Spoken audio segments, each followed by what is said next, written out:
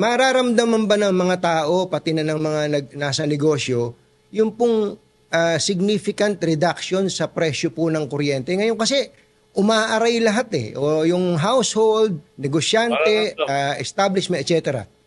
mararamdaman yun. Kailangan lang konting tiis kasi hindi bukas mangyayari yun. Mm-mm. Na 5 taon, 3 taon, 5 taon. Pero itong kahit yung short term, mag-i-improve na yan. Mm-mm. Pero mga 5 to 7 years, mararamdaman talaga yan. Saka isa pang bagay, kaya mataas ang kuryente, yung mga taxes. Maraming tax sa kuryente. Hoy, teka nga, total nabanggit nyo yan. Anong policy dapat gawin ng gobyerno doon sa taxes kung ba't napakataas ng binabayaran natin sa kuryente? Kasi gobyerno, kailangan talaga ng pera. Madali tax yung kuryente.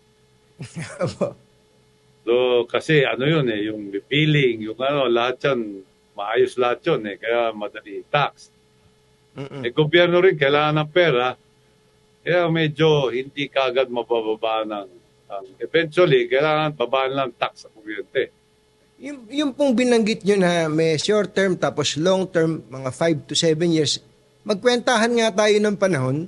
Sa tingin, nakakadalawang taon na si BBM po 4 na taon na lang po siya. Tingin nyo po ba bago siya bumaba sa pwesto, magiging happy naman tayo mga consumers tungkol po sa presyo ng kuryente o power rate? So, mangyayari din yun. Taon-taon, kakaroon na ng medyo bababa hanggang nasa competitive level tayo. Pero every year may mararamdaman yan the next 2-3 years.